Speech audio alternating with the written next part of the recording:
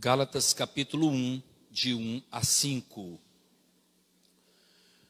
Paulo, apóstolo, não da parte de homens, nem por intermédio de homem algum, mas por Jesus Cristo e por Deus Pai, que o ressuscitou dentre os mortos.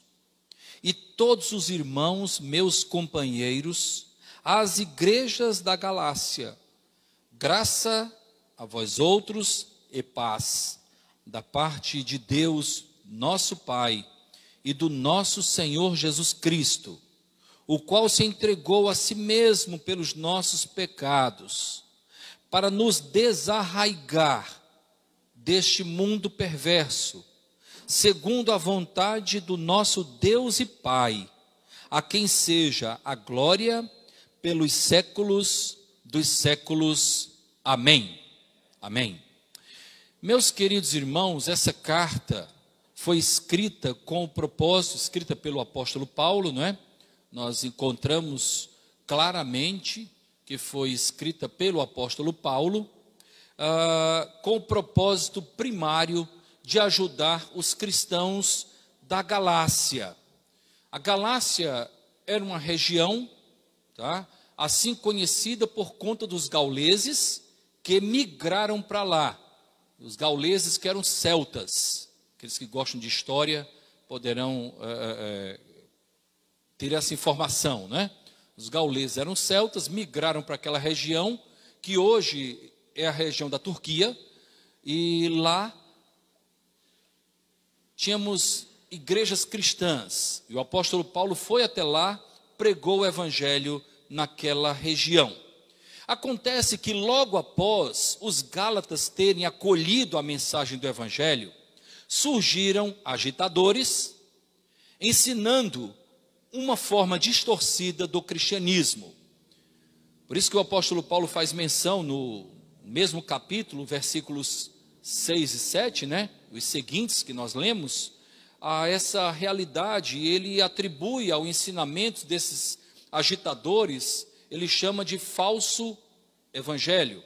Ele assim diz: admira-me que estejais passando tão depressa daquele que vos chamou na graça de Cristo para outro evangelho, o qual não é outro senão há alguns que vos perturbam e querem perverter o evangelho de Cristo. O apóstolo Paulo então vai diretamente no objetivo primário da carta, ajudar aqueles irmãos a enfrentarem os falsos ensinos. Em síntese, eles atacavam tanto o apóstolo Paulo de uma maneira pessoal, como também os ensinos, porque eles queriam atribuir mérito humano à salvação.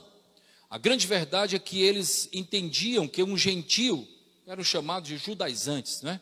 Eram judaizantes. Eles entendiam que um gentio, para se converter ao cristianismo, precisaria primeiramente se tornar judeu, tá? Então ser circuncidado, então passar a obedecer os ritos judaicos para depois se tornarem cristãos. E o apóstolo Paulo, obviamente, ensinava o verdadeiro evangelho, que não tinha esse tipo de requisito. Eu gostaria, já que são poucos versículos, de fazer uma releitura já, aprendendo algumas coisas juntamente com os irmãos. Depois aqui nós extraímos alguns destaques para o nosso crescimento. Paulo, apóstolo, não da parte de homens. Então nós encontramos logo no início o apóstolo Paulo fazendo uma espécie de defesa acerca do seu apostolado. Sou apóstolo não por meu próprio mérito, por chamamento humano, apóstolo não da parte de homem, nem por intermédio de homem algum. Não houve qualquer tipo de lobby para que eu me tornasse apóstolo, não houve intermediário algum para que eu assim me tornasse, mas por Jesus Cristo e por Deus Pai, que o ressuscitou dentre os mortos. A minha relação enquanto enviado, até porque apóstolo quer dizer isso, enviado, a minha relação enquanto enviado é uma relação diretamente a Deus. Deus, eu sou apóstolo por meio do chamamento diretamente de Deus. Não houve qualquer escolha humana, tá certo? E há comentaristas que falam a respeito, por exemplo, de Matias, não é? Quem foi Matias? Matias foi aquele que foi escolhido após Judas ter saído do colegiado apostólico. Então ele foi escolhido, dentre outros, não é? Como também apóstolo. Nós não temos qualquer tipo de ação direta por parte de Matias. Paulo não foi escolhido nem pelos apóstolos, não foi escolhido por homem algum, e não era apóstolo mediante qualquer tipo de interferência humana. Muito pelo contrário, não é? Nós encontramos nos escritos, tanto em Atos como também nas cartas paulinas, a respeito da rejeição que o apóstolo Paulo tinha por parte dos apóstolos. Isso no início, não é? Muito bem, versículo 2. A todos os irmãos, e todos os irmãos, meus companheiros, às igrejas da Galácia. O apóstolo Paulo, então, atribui aos irmãos que são colaboradores com ele, esses escritos. Daqui a pouquinho nós vamos aprofundar isso, porque isso é de grande importância. Essa colocação muito me chamou a atenção e também sofreu um destaque para a nossa reflexão nesta noite. Ele fazendo menção aos seus companheiros. As igrejas na Galácia. O apóstolo Paulo fez um trabalho na Galácia e lá deixou algumas igrejas. Graça a vós outros e paz da parte de Deus, nosso Pai, e do nosso Senhor Jesus Cristo, o qual entregou a si mesmo pelos nossos pecados, para nos desarraigar deste mundo perverso, segundo a vontade do nosso Deus e Pai, a quem seja a glória pelos séculos dos séculos. Amém. O apóstolo Paulo, então, resumidamente apresenta uma síntese do poder que há no Evangelho da Graça. Ele se apresenta falando a respeito daquilo que o Evangelho da Graça representa para ele.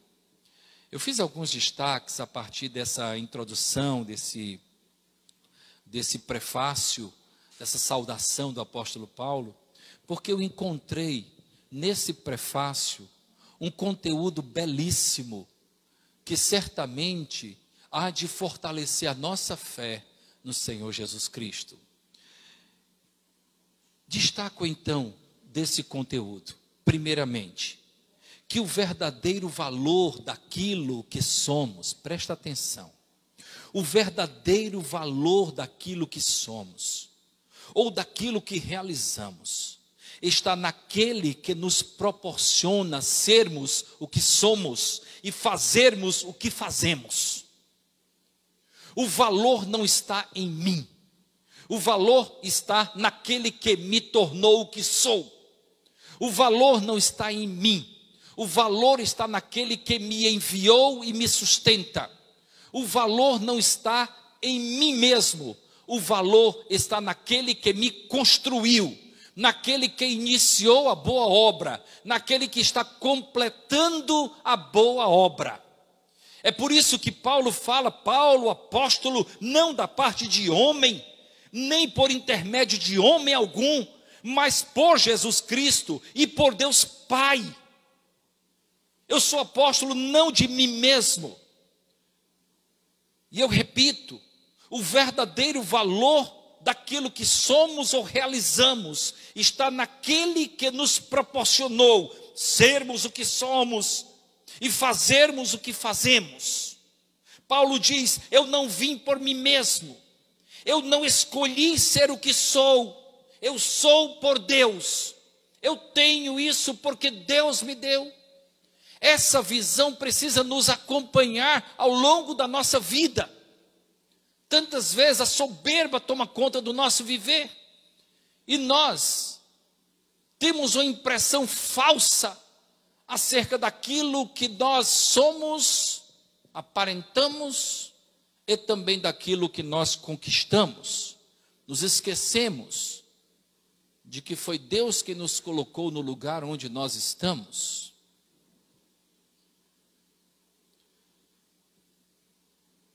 Os puritanos tinham uma visão acerca de vocação bem interessante, tá? Eu gostaria, antes de falar da vocação dos puritanos, eu gostaria de dizer o seguinte: eu tenho lido há algum tempo já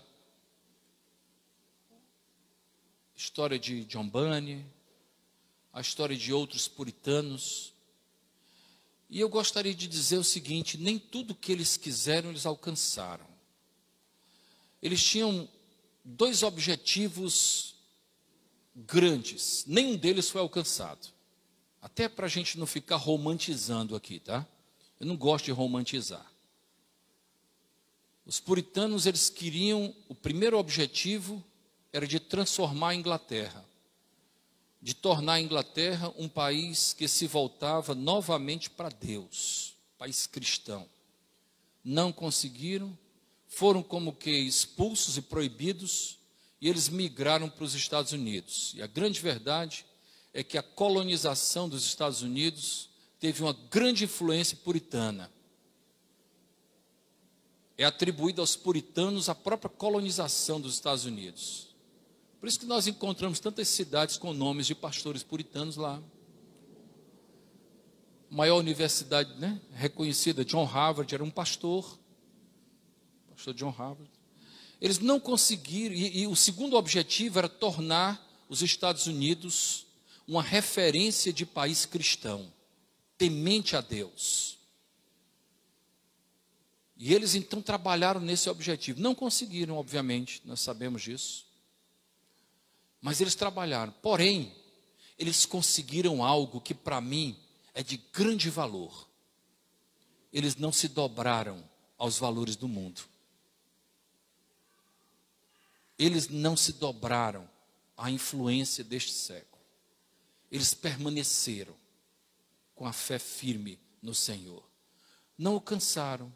Mas eu gostaria dentro do contexto que nós estamos vendo, eu gostaria de falar um pouco a respeito da visão puritana acerca de vocação. Para os puritanos, presta atenção, toda atividade é vocacionada por Deus. Isso é de grande valor.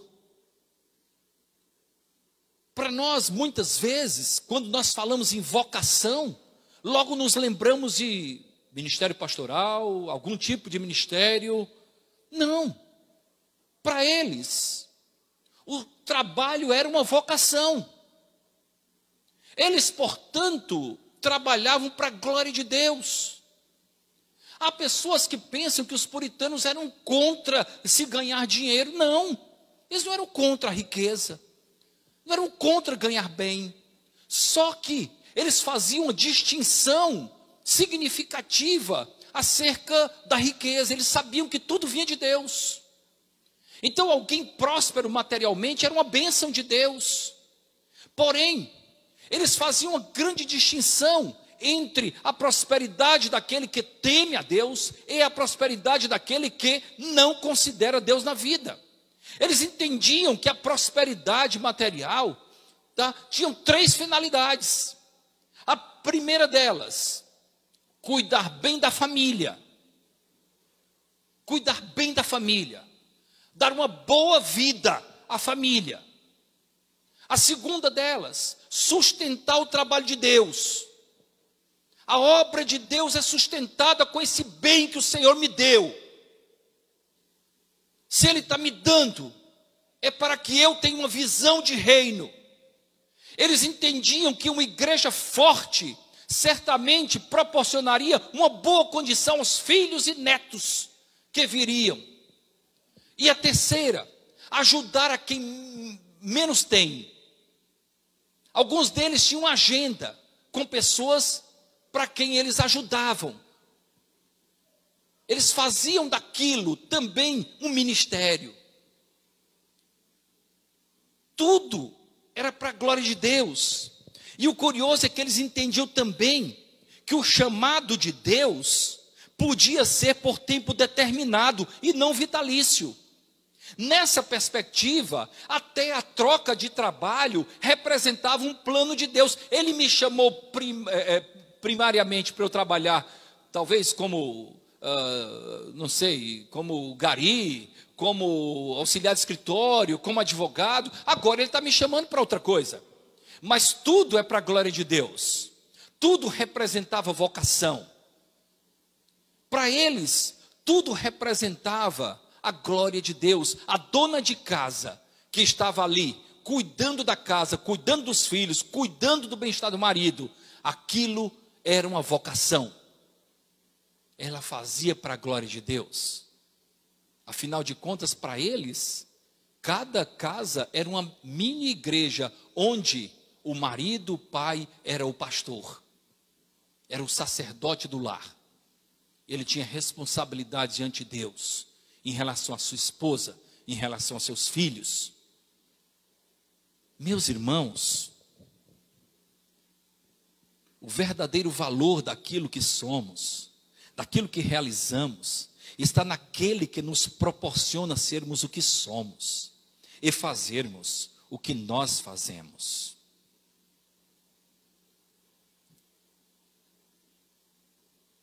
Tudo pode ser reconhecido como sendo uma vocação espiritual, desde que seja feito para a glória de Deus. Por isso que o apóstolo Paulo, escrevendo a primeira carta aos Coríntios, no capítulo 10, versículo 31, ele diz: quer comais, quer bebais, ou façais qualquer outra coisa, que tudo seja feito para a glória de Deus. Não glorificamos a Deus somente no domingo aqui na casa do Senhor. Devemos glorificar a Ele também lá na nossa escola, lá no nosso trabalho, na nossa própria casa. E o Senhor será glorificado. Destaco também, queridos, que nós devemos reconhecer as ações de Deus. De onde é que o Senhor tirou isso, pastor? Final do versículo 1. Veja o que ele diz. Ele diz assim, preciso ler um pouquinho do contexto, né? Ele fala que é apóstolo, tá? Por Jesus Cristo e por Deus Pai, que o ressuscitou dentre os mortos. Eu sou apóstolo de um Deus todo-poderoso que tem poder para ressuscitar o seu filho. Eu sou apóstolo de um Deus que tem poder. Eu preciso reconhecer as ações de Deus, e isso há de me dar condições de enfrentar os desafios da vida. Quando eu me lembro do desafio vivenciado por Davi ao enfrentar o gigante Golias, ele o fez no nome do Senhor, porque ele reconhecia o poder que havia no nome do Senhor, queridos. Não era um Deus qualquer. Ele chegou para o gigante e falou: tu vens a mim com espada, escudo, armamentos bélicos. No entanto, eu vou a ti em o nome do Senhor. O Deus Todo-Poderoso, é reconhecendo as ações de Deus que nós enfrentamos os desafios, sabendo que o nosso Deus estará conosco, a de nos proporcionar segurança nos desafios da vida, tá bom? Amém. Eu gostaria de fazer uma pausa para pedir para desligar um dos ar-condicionados, tá? Eu estou um pouquinho de frio, 3 para mim é muito, desculpe, tá certo? Tá muito, não tá, Silvana? Então somos bem servidos de ar-condicionado, 60 mil BTUs. Eu acredito que no momento da reflexão, 2 dá conta. Eu sei que quando estamos cantando, tal, é uma coisa, né? Depois 2 dá conta, né? Ótimo, obrigado, querido. Então, o conhecimento das ações de Deus, nos proporciona segurança para os desafios. Um outro destaque, irmãos. Destaco que a obra do Senhor, e presta atenção que isso é muito importante, a obra do Senhor é realizada de forma coletiva, como um corpo,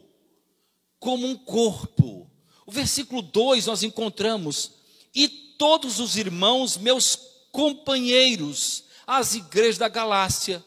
Nós sabemos que quem escreveu foi Paulo.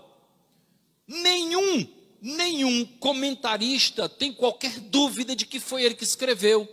Até porque essa carta foi escrita em meados do 1º século. Paulo ainda não estava sofrendo tanto com o problema de visão. Esse problema de visão foi constatado um pouquinho depois. Ele estava então ainda bem. Porém, ele atribui aos seus companheiros o mérito da carta também. Eu gostaria de pensar um pouquinho a respeito disso com os irmãos.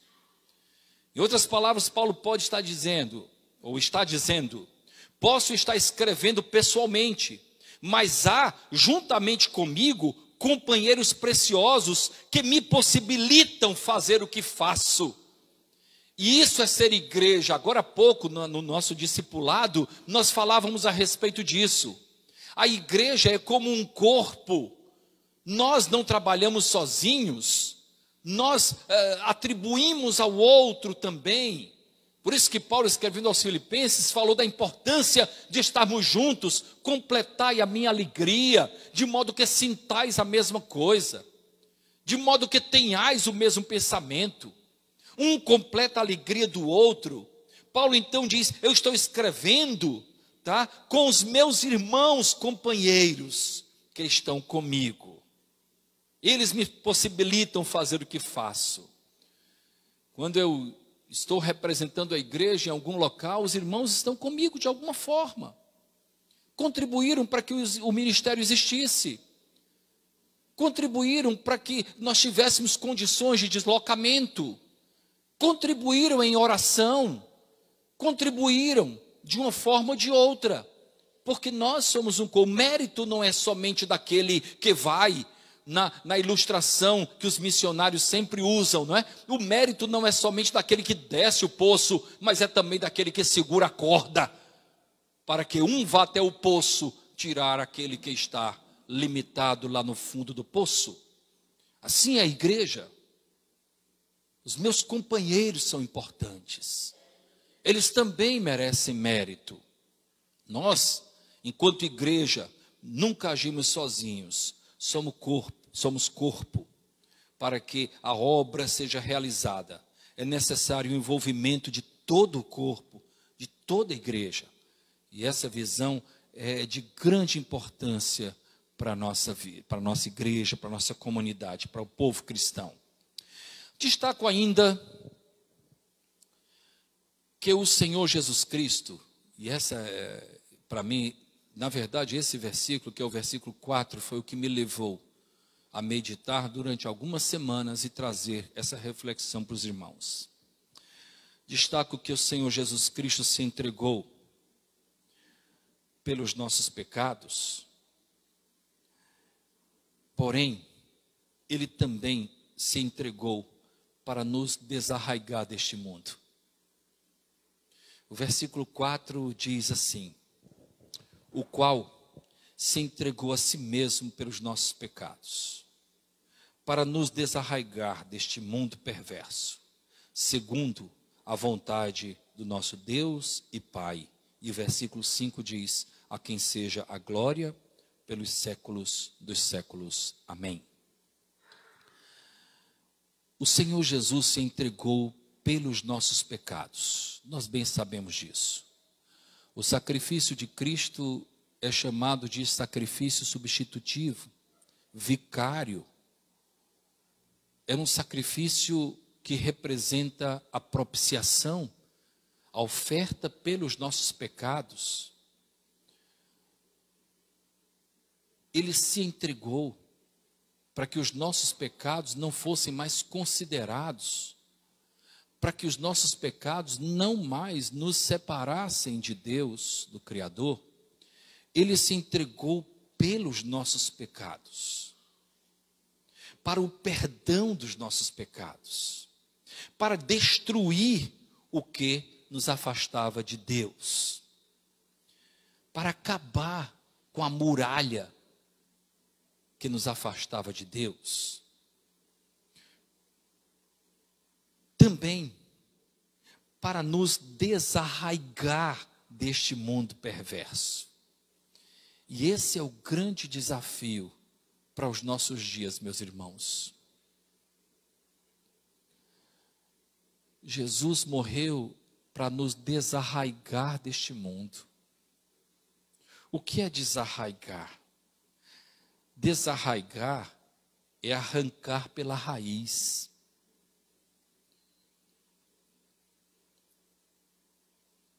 Não é somente cortando a copa de uma árvore que você vai fazer com que ela morra, deixe de existir. Não é cortando o tronco, não é cortando os galhos. Tem que desarraigar, tem que arrancar pela raiz. Isso é doloroso. Mas Jesus morreu nesse propósito também, de nos desarraigar deste mundo perverso, nos arrancar pela raiz. Tantas vezes com a mente nós entendemos que Jesus é o Senhor, mas ainda estamos arraigados a este mundo, ainda estamos enraizados neste mundo, ainda agimos como consequência das nossas raízes que ainda estão fincadas neste mundo perverso. Com a mente até nós reconhecemos, mas os nossos valores ainda não foram trabalhados, porque estamos ainda enraigados neste mundo. É arrancar pela raiz, é pôr um fim na nossa relação com este mundo. Na visão do apóstolo Paulo, em Jesus Cristo, além de sermos salvos para a eternidade com Deus, nós somos desarraigados deste mundo, Não temos mais as nossas raízes neste mundo perverso. Como isso mexeu comigo, não sei se mexe com você. Como precisamos rever a nossa vida cristã.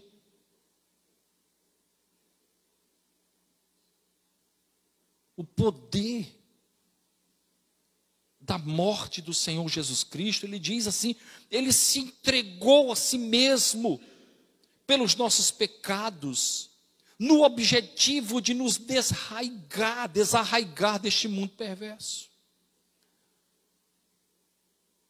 Foi um sacrifício muito grande para que eu arrancasse, não tivesse mais as minhas raízes presas neste mundo, para que as minhas decisões não fossem mais consequência de um pensamento mundano deste século, deste mundo. Por isso que o apóstolo Paulo disse, não vos conformeis com este mundo, mas transformai-vos pela renovação da vossa mente. É assim que vocês experimentarão qual seja a boa, agradável e perfeita vontade de Deus. Há muitas pessoas que frequentam as igrejas, mas nada sabem acerca da boa, agradável e perfeita vontade de Deus. Vivem em altos e baixos, vivem sem constância alguma, vivem oscilando na fé, vivem oscilando de um lado para o outro, porque ainda estão enraigados neste mundo, porque as raízes ainda estão neste mundo. Cristo morreu, se entregou também para que nós fôssemos desarraigados deste mundo perverso. Esta é a vontade de Deus Pai, ele continua no versículo, segundo a vontade de Deus, do nosso Deus e Pai. É a vontade de Deus não só me salvar, mas também me desarraigar deste mundo. Esse é o desejo de Deus. E é nisso que o Senhor é glorificado para todo sempre em nossas vidas. Versículo 5 diz: a quem seja glória pelos séculos dos séculos. Aquele jovem rico que se aproximou de Jesus ainda estava enraizado neste mundo. Tantos que se aproximaram de Jesus, que caminharam com ele, estavam ainda enraizados neste mundo. Tantos hoje que já estiveram em nossos arraiais evangélicos, estavam ainda enraizados neste mundo, porque o tempo mostra. Há um sinal muito claro acerca daquele que é de Deus, ou entre aquele que é de Deus e que não é. É o tempo. É como, por exemplo, uma árvore. Uma árvore. Se você não vai plantar uma árvore só com o tronco, você tem que, se você quer mudar ela de lugar, tem que arrancar raiz e colocar raiz em outro lugar. Quando o apóstolo Paulo, escrevendo aos Colossenses, fala que nós fomos transportados do reino das trevas, do império das trevas para o reino do Filho do amor de Deus, esse transporte foi integral. Ele nos arrancou com a raiz e nos colocou em outro contexto. O sacrifício de Cristo foi também para nos desarraigar deste mundo. Que nós meditemos nisso. Que nós nos lembremos disso, que Cristo verteu um sangue precioso para nos salvar, para nos livrar da morte eterna, para nos mostrar um novo reino, para nos colocar esperança no coração da eternidade com Deus, mas Ele também morreu na cruz, para que nós fôssemos novas criaturas, para que nós fôssemos desarraigados deste mundo, para que as nossas raízes não estivessem fincadas nos valores deste mundo. Que Ele nos abençoe, que Ele possa nos ajudar a nos desarraigar deste mundo perverso. Não esqueça a qualidade que Paulo dá. Deus não quer nos desarraigar de um mundo bom, não. Deus não é um Deus sádico, não. Ele não quer para nós algo ruim, não. Ele quer nos desarraigar de um mundo perverso. Ele quer nos tirar de um contexto de perversão. Ele quer nos dar uma vida nova, uma vida na presença dEle, uma vida plena, uma vida abundante, uma vida de alegria, não marcada pelos efêmeros prazeres deste século, mas uma vida de contentamento constante e contínuo na presença de Deus. Ele quer nos desarraigar de um mundo perverso. Não resista a isso, porque Deus tem o melhor para nós, porque a sua vontade é boa, é agradável e é perfeita. Não resista, não resista. Que você seja inteiramente de Deus, que as suas raízes estejam no coração de Deus e não neste mundo perverso. Vamos orar. Nosso Deus, muito obrigado por tua palavra, muito obrigado, Senhor, obrigado pelos ensinamentos que temos. Obrigado porque somos confrontados com a tua palavra, Senhor. Às vezes até feridos, Pai, por tua palavra. Mas nós sabemos que quando a tua palavra nos fere, nos corta, é para extirpar o mal, ó Deus, que se alojou em nós, Pai. Nosso Senhor, que possamos, de fato, termos as nossas raízes, não neste mundo perverso, mas em Ti, Pai. Porque na Tua presença há plenitude de alegria, há plenitude de esperança, há plenitude de contentamento, Senhor. Oramos assim, no nome de Cristo. Amém. Vamos ficar em pé, meus irmãos queridos, e vamos cantar o hino que vem a seguir. Tocou-me. enquanto nós estivermos cantando este hino, nós poderemos consagrar ao Senhor as nossas vidas e, como consequência, parte daquilo que generosamente Ele nos deu para o sustento do trabalho de Deus, tá? Para o sustento do trabalho do Senhor. Eu quero lembrar que Deus nos dá, o que Deus nos dá é para nossa família, para o sustento do trabalho de Deus e também para ajudar aqueles que menos têm, aqueles que necessitam. Então esse é o objetivo. Eu esqueci de falar da visão puritana em relação aos ímpios, né? Porque ele diz assim, o ímpio ele tem o dinheiro somente para o próprio lazer, somente para o próprio benefício, somente para eles mesmos. São como o mar morto, né? Que só recebe. É isso que faz o mar morto ser morto. Só recebe, tá? Não tem disposição para dar, para servir, não é? E sem me alongar tanto, né? Mas eu me lembro muito da posição do Senhor Jesus Cristo, né? O Senhor Jesus Cristo, quando os discípulos todos lá, sentados, e quem sabe eles esperando que alguém fosse lavar os pés deles, até porque era comum na época um escravo pegar a água, a toalha e lavar os pés, que era um costume da época, mas era um escravo, que ficava pronto lá na porta, né, para lavar os pés dos convidados, dos visitantes. E quem sabe os discípulos estavam pensando, mas quem é que vai lavar os pés da gente? Que deselegância, cadê o escravo? Aí Jesus vai lá, pega a bacia, pega a toalha e sai lavando os pés dos discípulos, porque servir,